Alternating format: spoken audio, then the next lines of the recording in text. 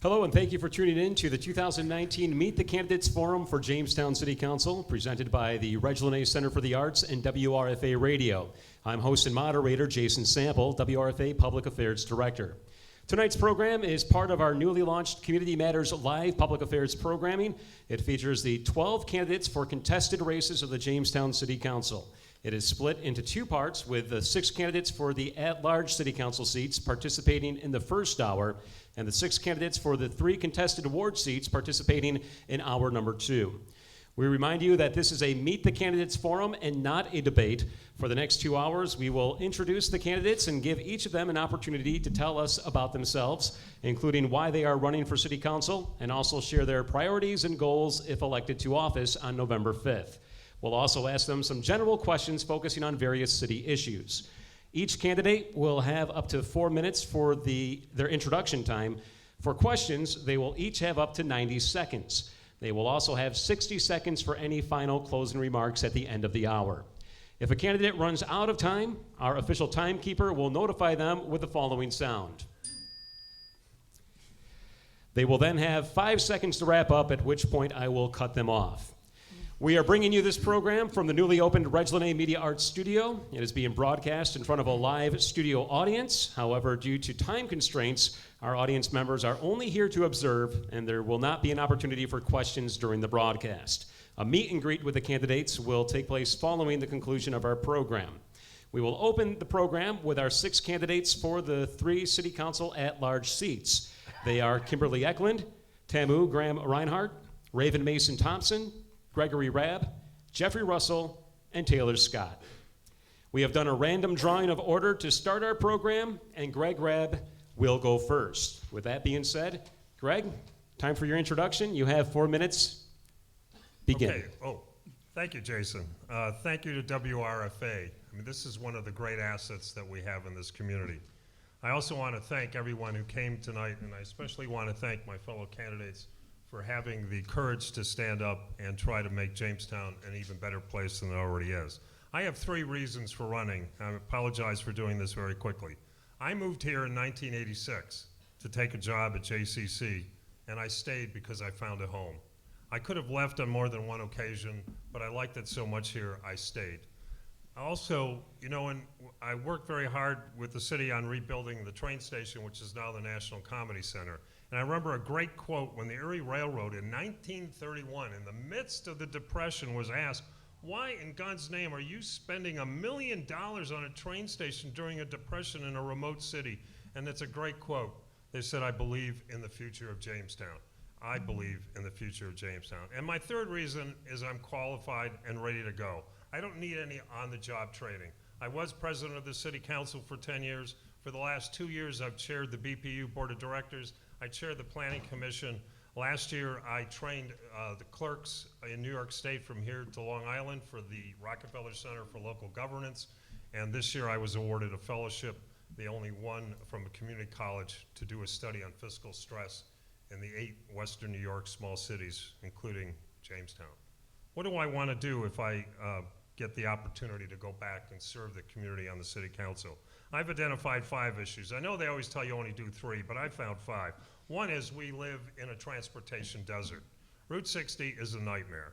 We need a 4-lane highway, and we have to work with local government to make that happen. We need regular air service. That is absolutely essential in a 21st economy. We live in an education desert, the only top 10 city in New York State without a 4-year college. I work with Buffalo State, and I'm doing my best to bring those programs down here. If we can't have a 4-year school, then we got to have 4-year and graduate programs down here. You all know that we live in a nutrition desert. This has been identified over and over and over again. The east side of Jamestown, people can't get access to fresh food. And if you read the Buffalo News this morning, there was a very interesting story that Buffalo is worried that the economy of Buffalo cannot grow anymore because of the poor health in Buffalo. And Western New York has the worst health indicators of any part of New York State, and that includes Chautauqua County. And one of the issues is nutrition. Until we fix that, we're not going to grow. And so we need a permanent farmers market. We need a mobile market to serve the underserved communities. We also need to increase home ownership. If you go around the city, and since early August, because I like to, I've been knocking on hundreds and hundreds of doors, and you can always tell when you're in a neighborhood of owner-occupied housing. This is not to say that landlords or tenants are bad. I was a former landlord. I was once a tenant. But when you go into these neighborhoods, you can always tell which neighborhoods are better. It's the ones where people own their homes because you have a stake in the community. Not only you're paying taxes and raising your children, but then you want to protect your home. If you're like me, the biggest asset I own is my house. I have nothing else. I have a house in Jamestown, and I'm glad to have it. But we need to increase home ownership. And so, I did that so fast, I apologize. But Nate told me I have 30 seconds, so I can yield the rest of my time. Thank you. Thank you, Mr. Rabb. Moving on to our next candidate, we have Jeffrey Russell. Mr. Russell?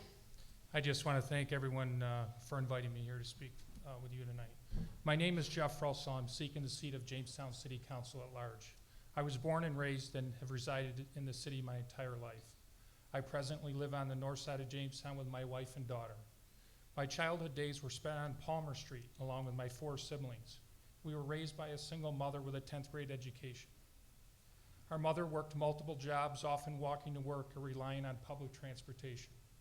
I know what hardship is, but I also know what hard work is. I'm a graduate of Jamestown High School, Jamestown Community College, attended SUNY of Brockport, and North American Institute of Aviation, where I obtained a commercial pilot's license. For 23 years, I was employed as a police officer. 19 of those years, I served the city of Jamestown, operating with the patrol division of the Jamestown Police Department. During my tenure, I've been witness to a crumbling housing stock with families often living in deplorable conditions. Their homes are often owned by absentee landlords who employ property managers to collect rent. The houses are often left to decay. I've been in many of these homes over my career and witnessed the conditions myself. I'm a proponent of a city housing task force. The Department of Development, Jamestown Police Department, and a heavily involved corporation council need to work together with Jamestown City Court to ensure aggressive enforcement of the current laws and city codes. Property taxes have increased consistently over the past years and have reached their constitutional tax limit. We must increase our tax base. Our community has one of the most cost-effective public utility producers in the state, and that's the BPU. This, with other benefits and incentives, should be used to attract new businesses and capitalize on resources we can provide to other areas. We have the perfect combination of a railroad, waterway, nearby lake, beautiful scenery, building lots, a successful community college, a rich and vibrant art scene, and years of history to promote future business and interest in the area. As your city council member, I would like to see negotiating done in good faith between the city and our unions. In a period of 19 years, the current administration has successfully negotiated only 2 police contracts without going to arbitration. Public safety has often been villainized for salaries and benefits. In other areas of the country with robust growth, public safety salaries are considered low to middle income. We, the citizens, should be angry at our present and past elected officials that our area has been permitted to decline at the rate that salaries of our police and fire department members are considered exorbitant. One of the largest expenditures, 19.45% in the city budget, is employee health insurance. This includes lifetime medical insurance for retired employees. As a member of Jamestown City Council, I would put forth an option to potentially save the city approximately $1 million. But this plan can only be discussed and implemented if trust is restored between city government and unions. In closing, I've spoken about a few tough issues our city faces. As your city council member, I'm willing to meet these challenges head on. We owe it to the citizens of Jamestown. We owe it to ourselves. Thank you. Thank you, Mr. Russell. Moving on to our next candidate, we have Raven Mason Thompson. Raven? Good evening, everyone, and thank you for this invitation. I am a wife, a mother, an educator. I have lived in Jamestown for over 23 and a half years.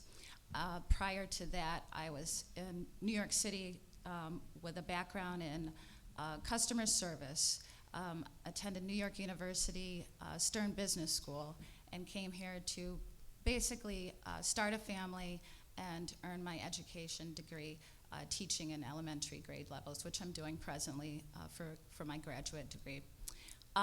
For me, running became an event that occurred about 4 years ago during the annexation attempt. I saw it in the newspaper, and I have been a close friend to Jim Rensel, the mayor of Faulkner, and realized that we were doing a great discredit to our city by attempting to litigate instead of negotiate. And what we found then was what we thought was going to be a win of savings, $150,000 a year. It sounded good, but as I know the mayor, he's approachable, negotiable, and instead of what we thought might have been $70,000 in litigation fees, has now been roughly $500,000, 3 to 4 years later.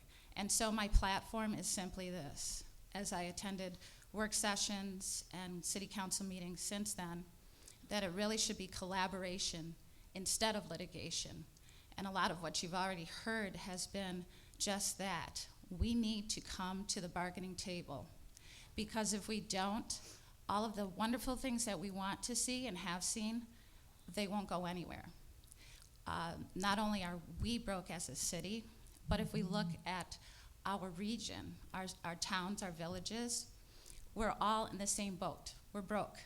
So we need to come together, make collaborations until we can be more sustainable.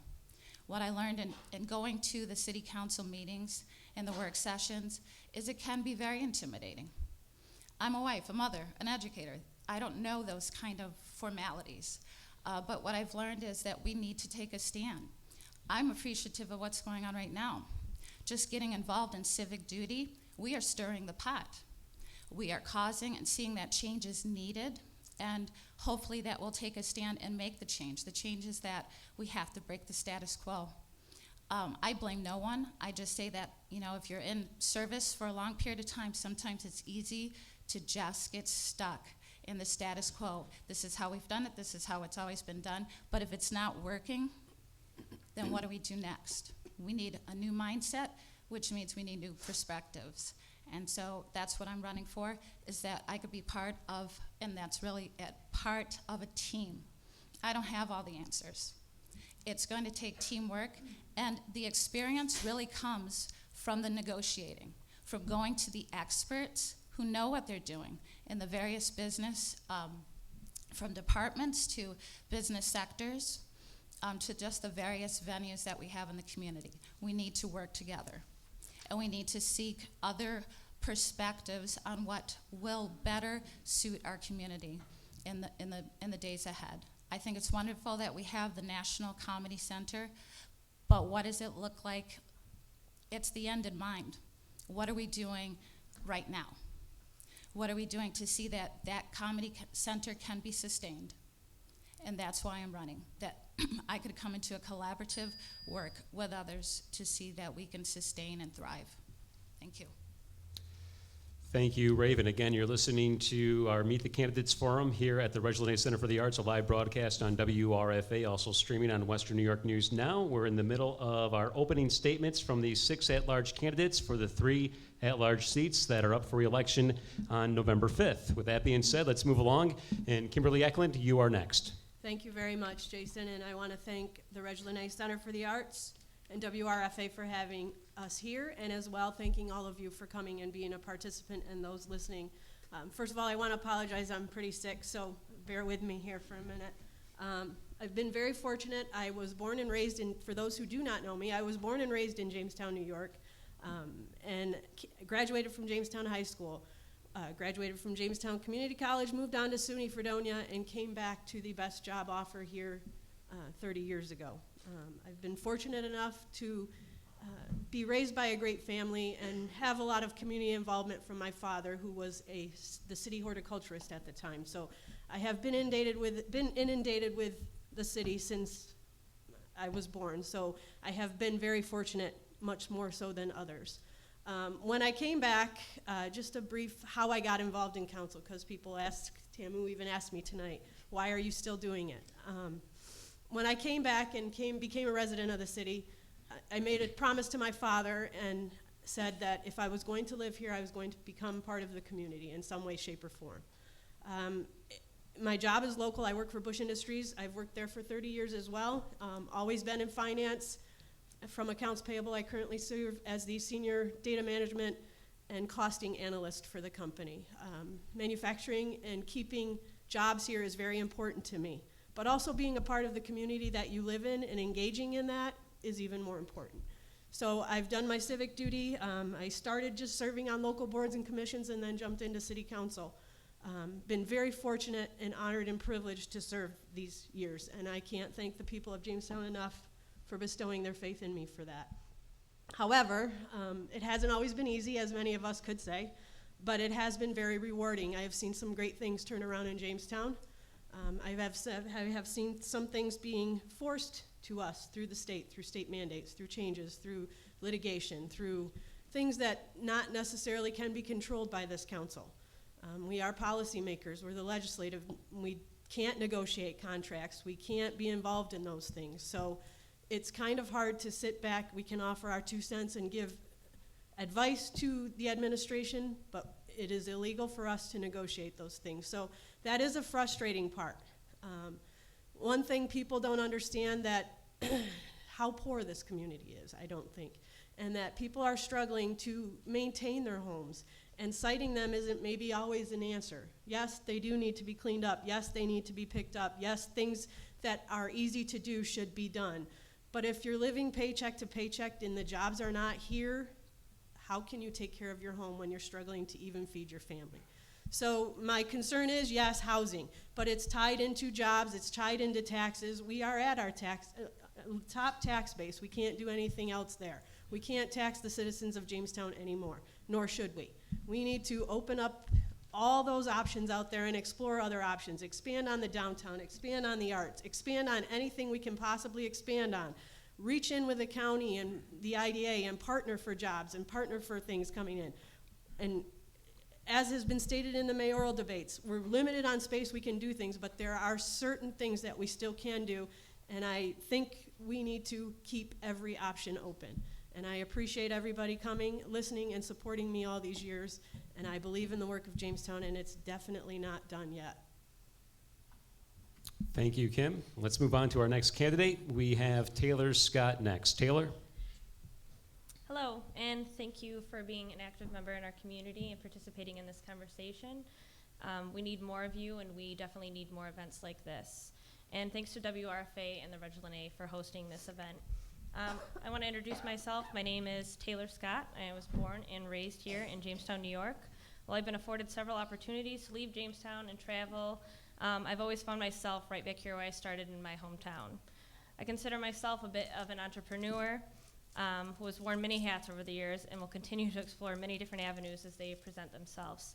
I consider myself an organizer. I organize a local networking group, rounding up movers and shakers of our city to share and exchange ideas. I consider myself a social justice advocate. I sit on the social justice committee at the YWCA.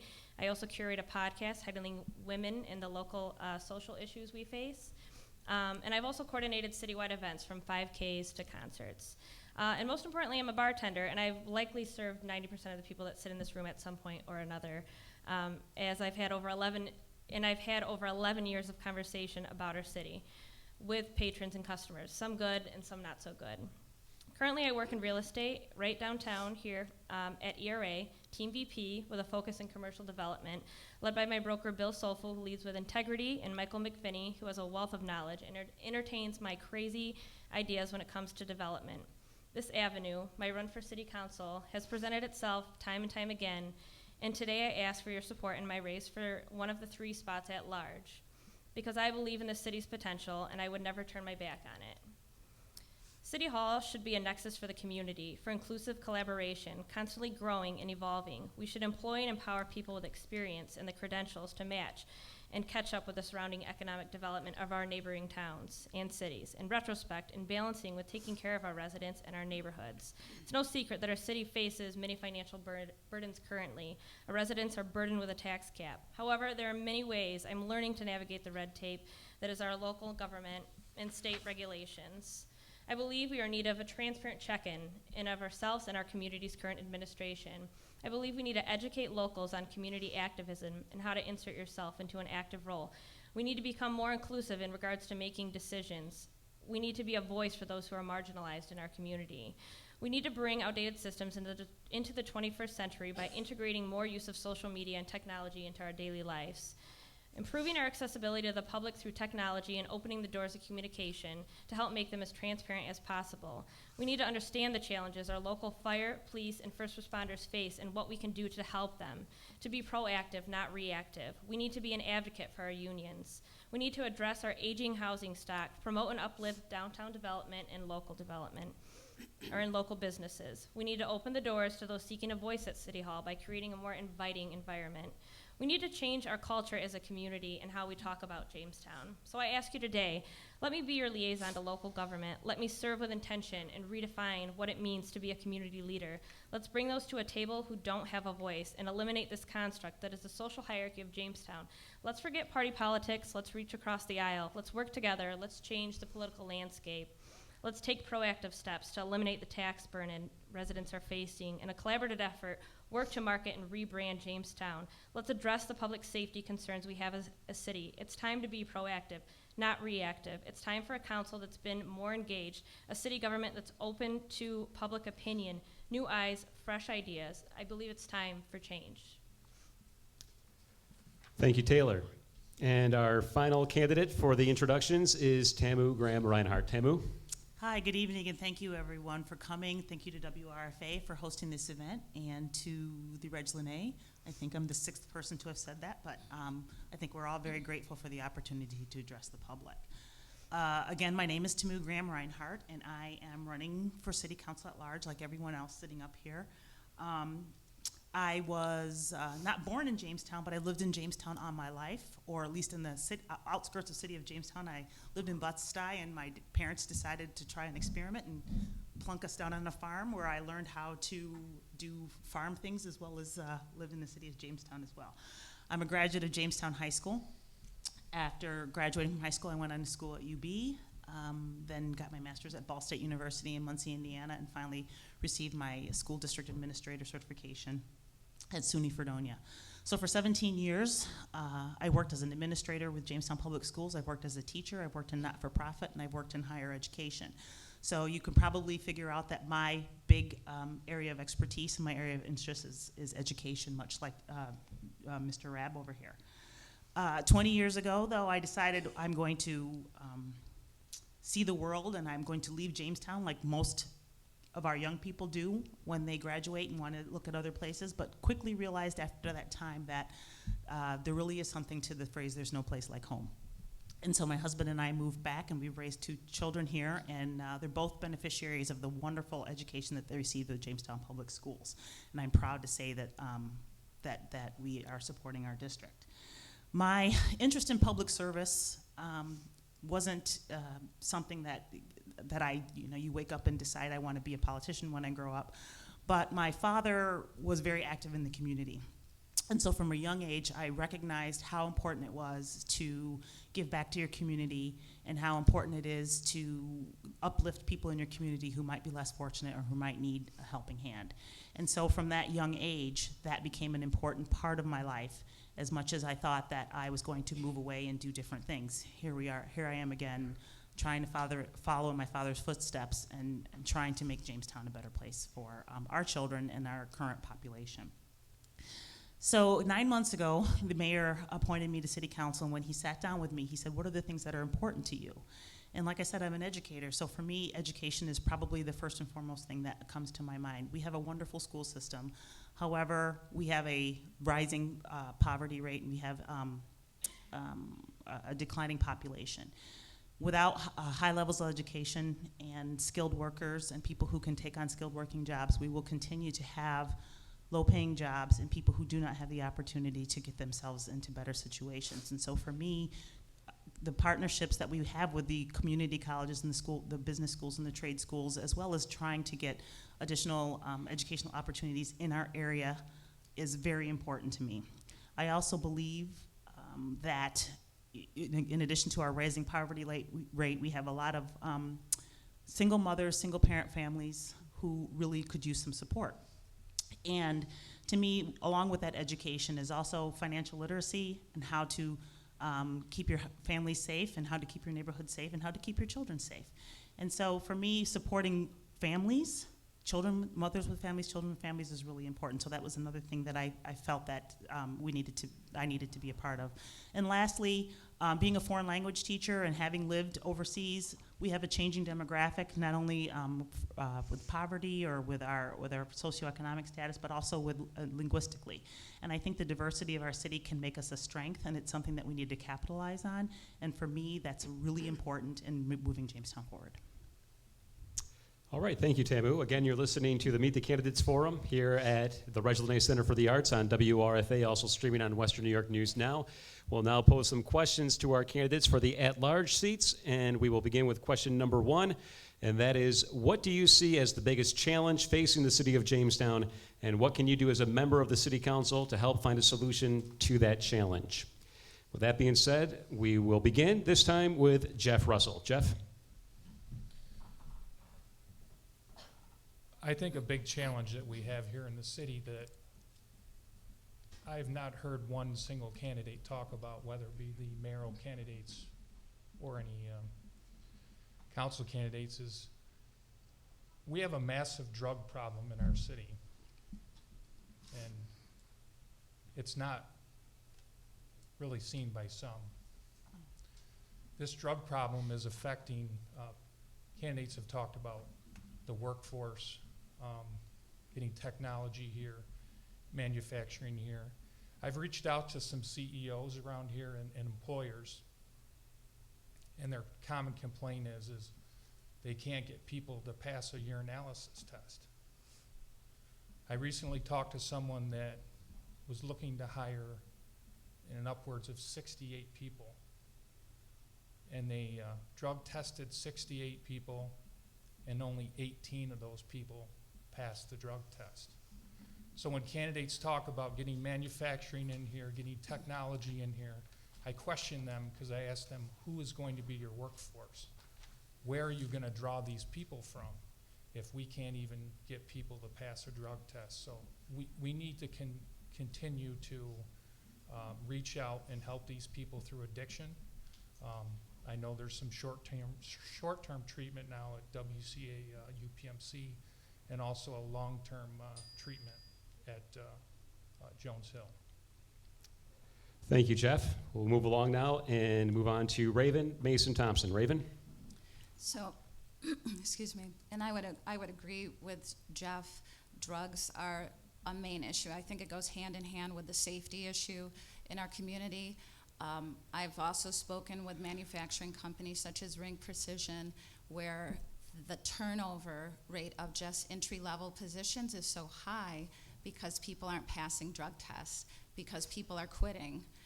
They may be, for whatever reason, in a state of a rehabilitation or a recovery mode, but then they fall prey to either the assistance that they're getting and then they're not working. So a lot of what I see and what I'm hearing, it is a problem. It's a problem where people aren't seeing from the temporary perspective of getting recovery. They're not seeing what their purpose is. So I think we're needing to look more at how will we better provide the more permanent recovery from housing to jobs, security. how will we get them to sustain and remain in a job? So I would totally agree that we need to look at not just the job situation, but we also need to look at the safety. It is affecting our safety when people are in dire straits looking for that fix, that we're seeing high crime rates, break-ins, car theft, well, not car thefts, but break-ins of cars. And it's not the same walking the streets of Jamestown. Thank you, Raven. Thank you. We'll move along to Kim Ecklund. Kim? Thank you. To me, the biggest problem and the challenge that we face is the declining tax base. Jamestown is in a 52 to 48% rental home. That tells me that people cannot afford to buy their own home, and it's easier to rent. That is causing people to move out of the city, and this and that and the other things. And to say that's the single most, it also ties into the other issues we've discussed. But really, the declining tax base is what we need to concentrate on, and how we can increase that tax base and lessen the burden on those that own homes and increase the ability for those to buy homes. Many people are unaware that there are some home incentive programs that are utilized in the city, but it takes money to get those things. And trying to find avenues to make that and increase the tax base not only helps them and their self-esteem and become a productive member of the community, it helps the community as a whole. So to me, that is the biggest, and it ties into jobs and everything else that's up there, but it's all related. So thank you. Thank you, Kim. Again, our question is, what do you see as the biggest challenge facing the city of Jamestown, and what can you do as a member of the city council to help find a solution to that challenge? Taylor Scott. I do believe our biggest burden is our tax cap that we're at. As a city, I think it's important for us to explore alternative sources of revenue and maybe revisit and revamp our existing city code that really limits developers and expanding our tax base. I work in commercial real estate, and I oftentimes have developers or people looking to purchase property in New York State that come here, and our outdated, antiquated code limits them into what they can do as far as developing the space. The New York State Uniform and Fire Prevention Code has amended progressively, and we haven't revisited our code here. We also have a problem with homeownership versus the rental properties. Like Kim said, it is about 50-50, and we need to do a better job at taking care of these rental properties and challenging and holding these landlords accountable. Thank you, Taylor. Tamu Graham-Reinhardt. I think we're all kind of talking along the same thread. My daughter is a junior at University of Buffalo studying civil engineering. We have several of our students from Jamestown High School, Faulkner, and Southwestern, and a lot of the schools in the area who are graduating amazing kids who do not see the opportunities here to come back and live close to their parents. And I think that that is an area where we really need to start looking at investing in how we can get investment into our communities, ways that we can keep our young people here to help to increase that home ownership, to help to increase them to put down roots here, to help them to become active members of their community. And until we can figure out, and like you know, the question asked, it's a challenge. Until we can figure out how to encourage our young people who are becoming engineers and nurses and doctors and doing a wonderful and amazing things and finding better opportunities elsewhere and helping those communities instead of coming back and investing their talents into our community is something that we really have to put our heads together and think about. Thank you, Tamu. And finally, Greg Rabb. Greg? Thank you. I think the biggest challenge that the city faces, that the city council has the ability to control, is our financial situation. Next year, we're going to face perhaps the most difficult year we've ever faced. My heart goes out to my former colleagues on the council trying to balance this year's budget. I know how hard that is. It's extremely difficult. It gets harder and harder every year to balance that $30+ million budget. It gets harder and harder to manage and balance out that $60 million+ budget at the Board of Public Utilities that I have been actively involved in. This understanding and knowledge of finance is critical, not only if the city is to survive, but is to thrive. If the city goes into bankruptcy, if the city goes into a control board, that is the worst thing that can happen, and that is the one thing, I can't control the drug epidemic, but we can control the city budget to a certain extent, although that's extraordinarily difficult. So as I mentioned, I've got the fellowship from the Rockefeller Institute because they wanted me to study, based on my expertise, financial stress in 8 Western New York cities. And I've seen the numbers, both internally and externally. Jamestown numbers are not at the panic stage like Niagara Falls, but they're not good. And we're gonna have to tighten our belts even more than we already have, as well as look for increased revenues. We have to have people on the council who understand that importance. Thank you, Greg Rabb. Move on to our next question here, and we will focus on a specific issue, and that is public safety. Both the city police department and members of the fire department have stated that more manpower is needed if the city is to provide adequate and appropriate public safety services to the residents of the city. What is your assessment of public safety services in the community? And if you agree with those who work in public safety, what should the city do to help increase manpower? And we'll begin with Mason Thompson. Raven? So again, it goes back to what is one of our main challenges. It is safety. As an educator, one of the first things that you want to do, and I think this is the experience that a city council member should have, is that when you have a classroom, you want to have a safe environment. I think you can't learn unless you have a safe environment. Just like we as a city can't function without the safety of our citizens. So I really believe that it requires, this is where city council members who are willing to work with unions and various departments need to not look to litigate as the first solution. That's not the job of a city council member. It is first to be the liaison between departments as well as the community. It's to get out into the community, to maybe even go on some of the fire runs, to talk with the police directly. It's to get involved on a level that we are communicating and understanding what are the needs. It shouldn't get to where we have a fire engine that has not had care for nearly 20 years, and then we're saying we need money for it. So these are the concerns. This is where we as the city council do have power and access to do something about situations such as providing services and the equipment, maintaining them properly before it gets out of hand. Thank you, Raven. Kimberly Ecklund. Thank you very much.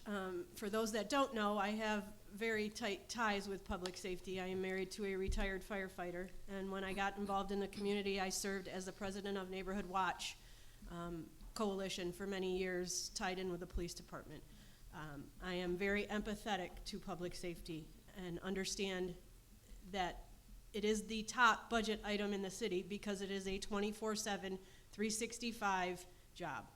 It is a job that is not easy on them mentally and physically, nor is it easy on the community as a whole. The problem we face, and it goes back to we are at our ultimate tax limit. I would love to give each department 15 more guys and put them on the streets to help this drug epidemic and to help the housing and to help wherever we can. But realistically, where am I going to pay for it? Who am I going to cut, and what am I going to cut, and what am I going to take away? And can we even do that to give them what they need? So this week in the budget, just a quick overview, we did talk police and fire, and we talked about hiring, and we asked, are there grants out there? Are there things out there? So we do explore every option, but again, it boils down to we really need 15 per shift and 15 per day, and can we afford it? And finding a way to make things work the best we can. Thank you, Kim. Taylor Scott. Could I have the question again? The question is, both the city police department and members of the fire department have stated that more manpower is needed if the city is to provide adequate and appropriate public safety services to the residents. What is your assessment of public safety services in the community? And if you agree with those who work in public safety, what should the city do to help increase manpower? Well, I had an opportunity to sit down with both the fire and police union, and I invited everyone that was running Challenging Council this year, and we had a great conversation with the unions, and what I learned is that, well, we might not have the money in the budget to take care of some of the equipment that we need, their voices really aren't being heard. So we need to make sure that we're sitting down with the unions and really listening to them as council members. And the current the following administration that comes in, there are federal grant monies out there available to hire for the fire and the police force. There's a SAFE grant that was available. It was overlooked. We need to make sure that our department heads are really listening to our force. And if we don't have the answers, we need to build relationships with the neighboring cities and the other municipal heads and see what they're doing and kind of collaborate and bounce ideas off of each other. We can restructure departments. I mean, the working force has told me that this is a viable solution. So we do have options. We just need to listen. Thank you, Taylor. Tamu Graham-Reinhardt. I don't think there's a person up here on council who doesn't believe that public safety is a priority for the residents of Jamestown. How we go about that is where we start to maybe have differences, or maybe we start to look at things a little differently. Yes, grants are important. We need to be looking for areas where we can collaborate or look at grants to help offset the cost of many of the things that we want to do with public safety in the city, and I think we should do that. For those people who work not-for-profit, you kind of live and die by grants. When a grant is gone, you still have to find a way to be able to pay for those services. Even if you were able to do it at one point in time, there are sunsets on different things, and so you have to be creative with the way you use money.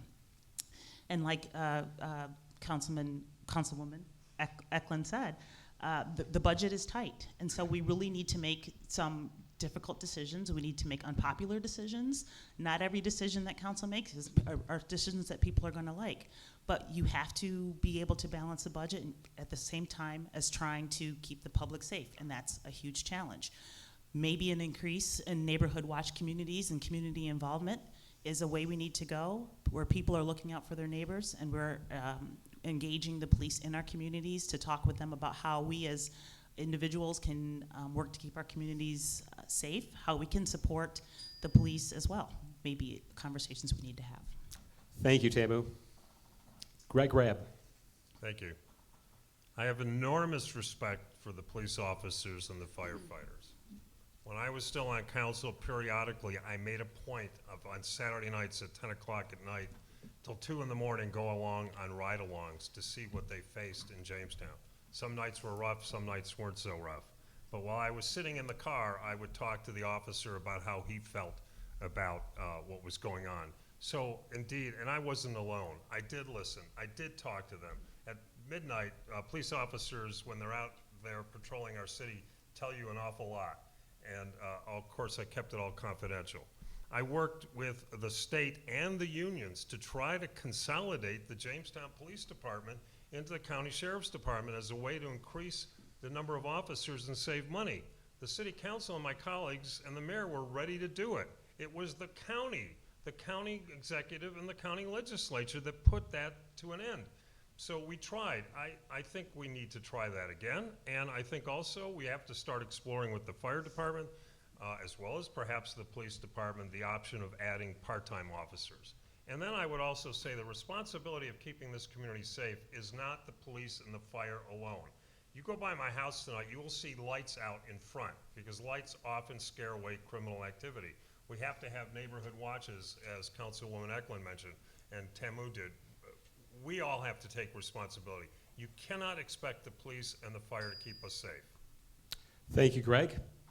Jeff Russell. For 23 years, I was a police officer, and 19 of those years were in the city. 14 of those years, I worked night shift from 11 p.m. till 7 in the morning. I can honestly tell you that there was many nights that I went to work that I was operating in an unsafe environment.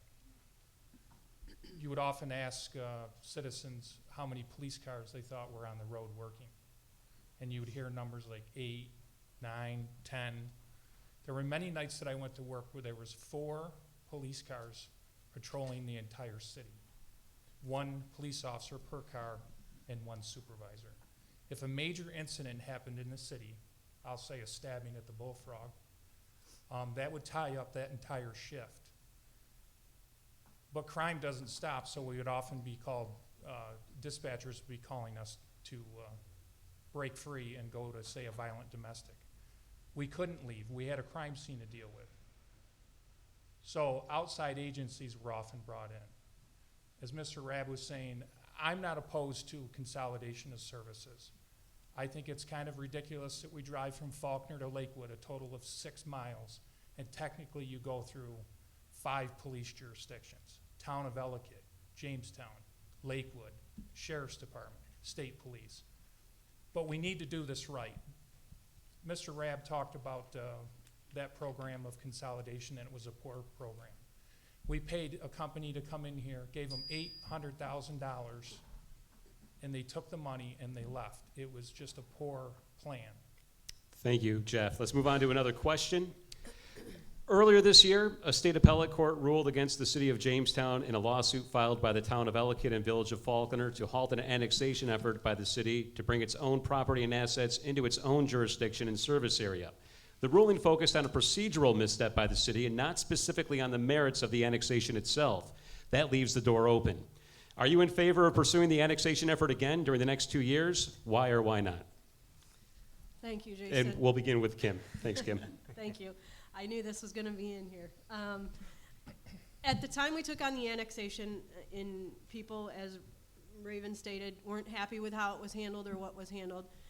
I applaud the council and the BPU for bringing that forward to the council, for looking at ways. I sat here and talked about we need to explore avenues for revenue, and we need to look at ways to make Jamestown more taxable, or less taxable on the taxpayers, on the ratepayers.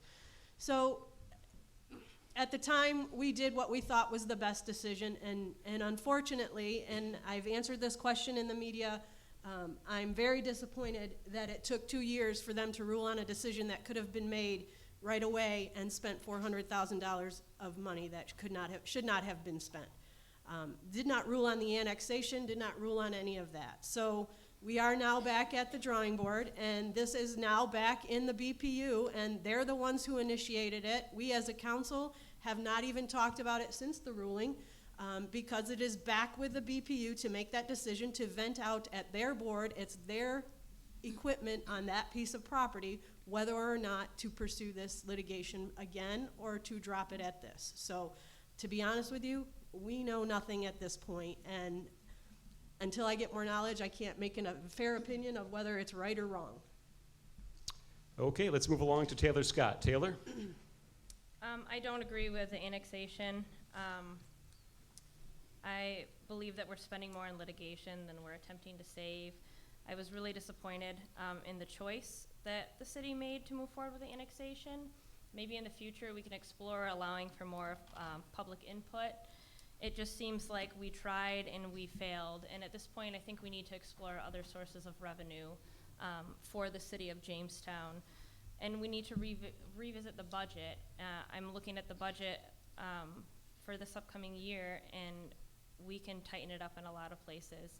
There are expenses with the DPW that we have that I feel like are unnecessary.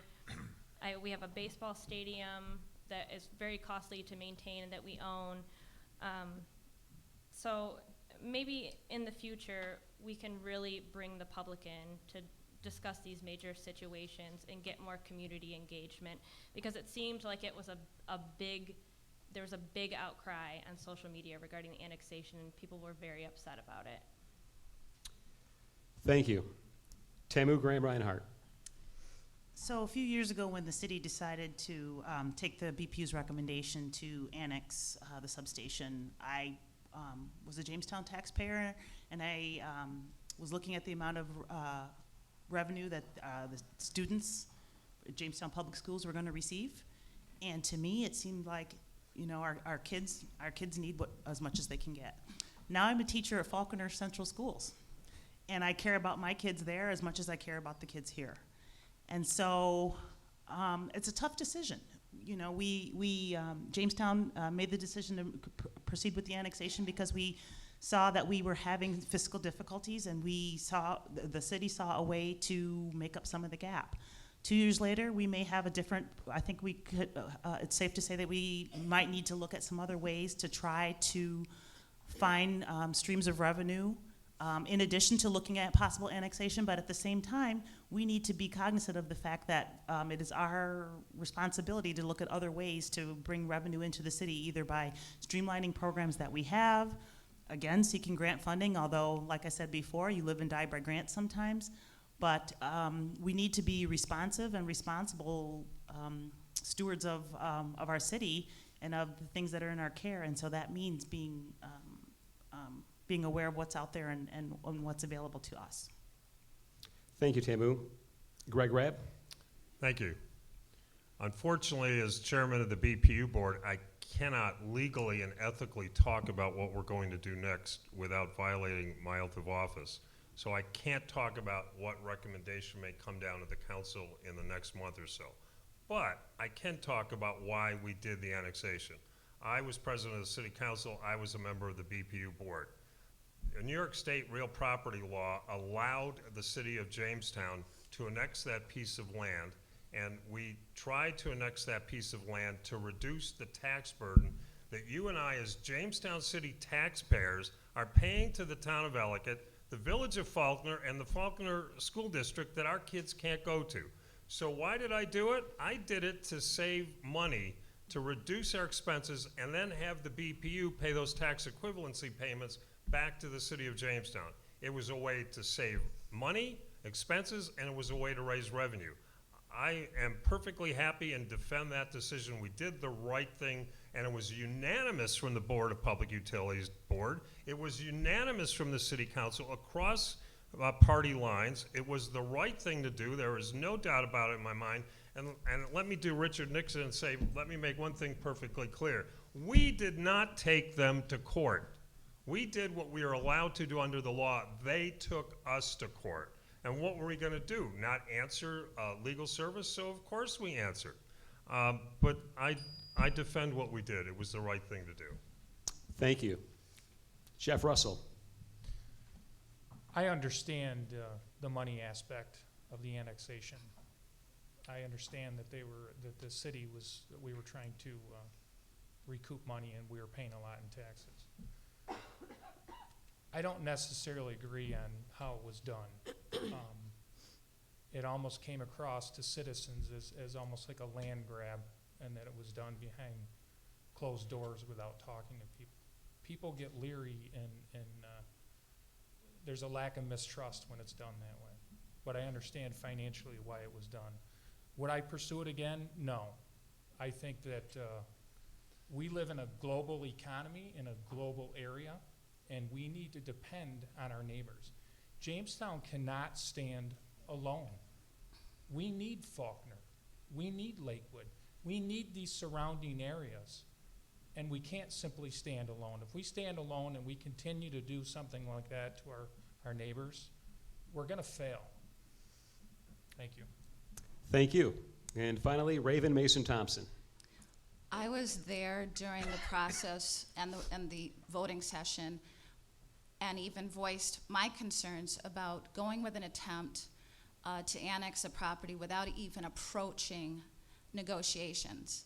So the logical next step is that, yes, they would come back with wanting to litigate if we're not even going to attempt to communicate. The mayor of Faulkner found out about the annexation through the newspaper.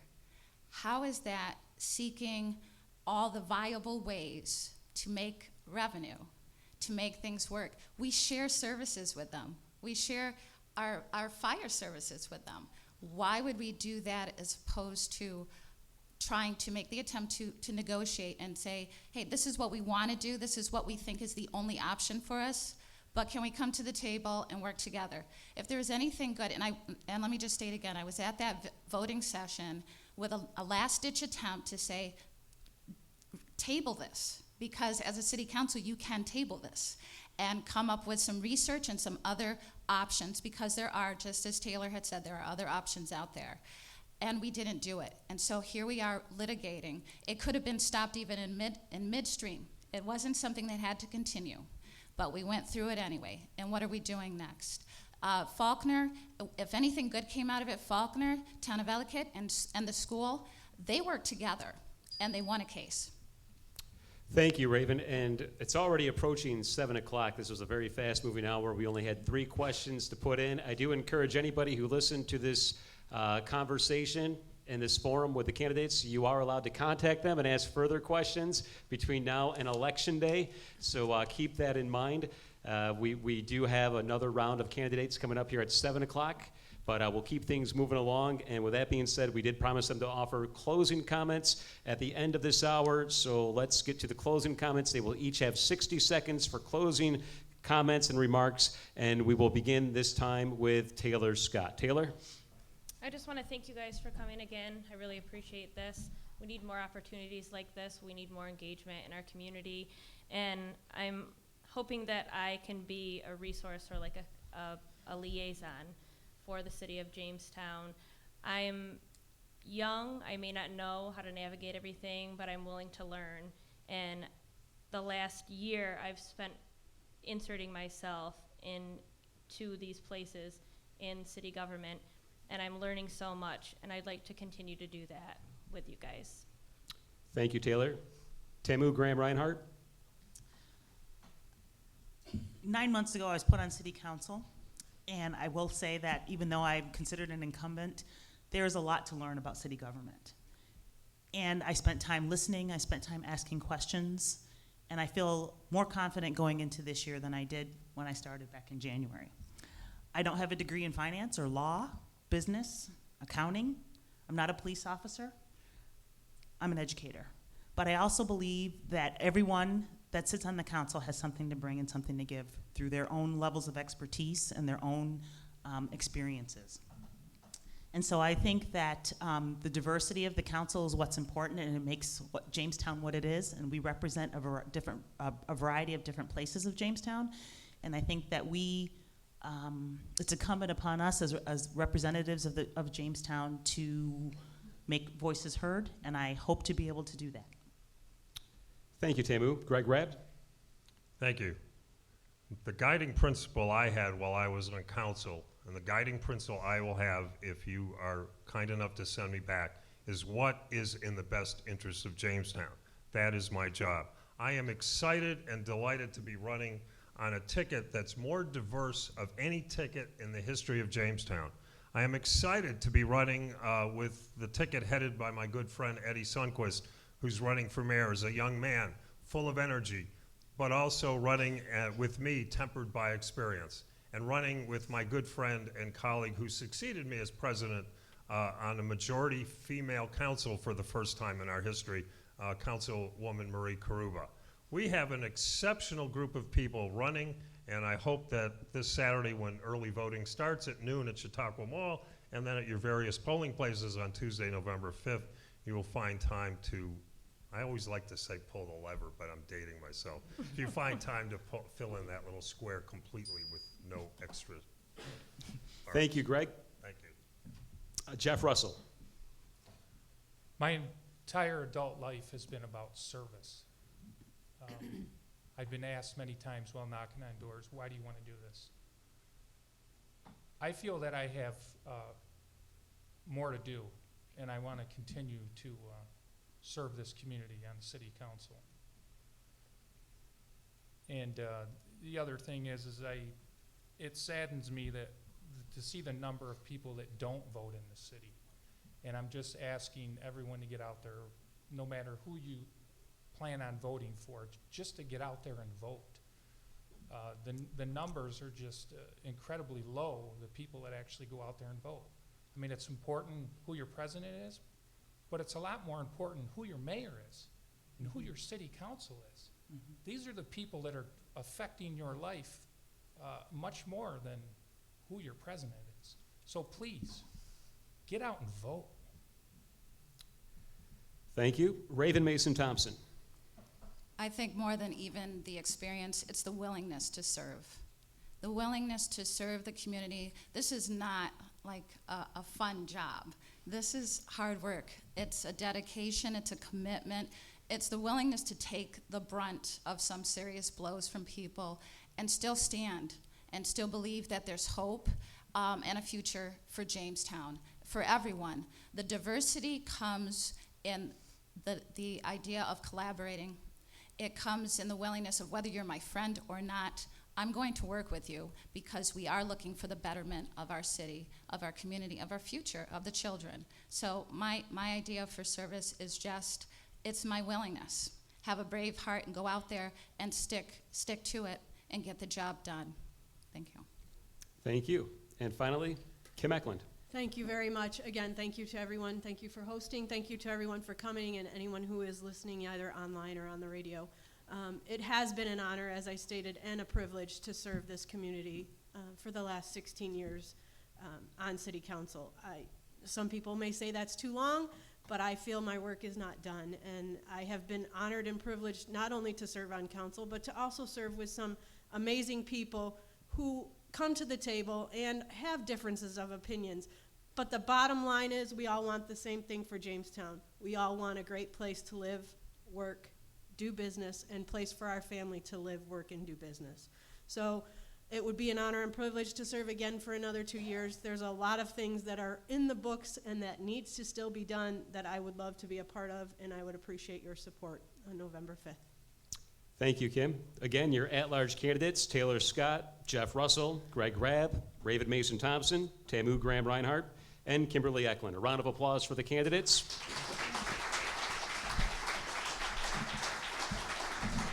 And again, you are listening to the 2019 Meet the Jamestown City Council Candidates Forum, live from the Reg Lenna Media Arts Studio in downtown Jamestown. Our program is being broadcast live on WRFA LP 107.9 FM in Jamestown, New York. We are going to take a quick 2 to 3 minute break to allow for time to bring our next group of candidates on the stage. Sit tight, and we'll be back in about 3 minutes. Thank you.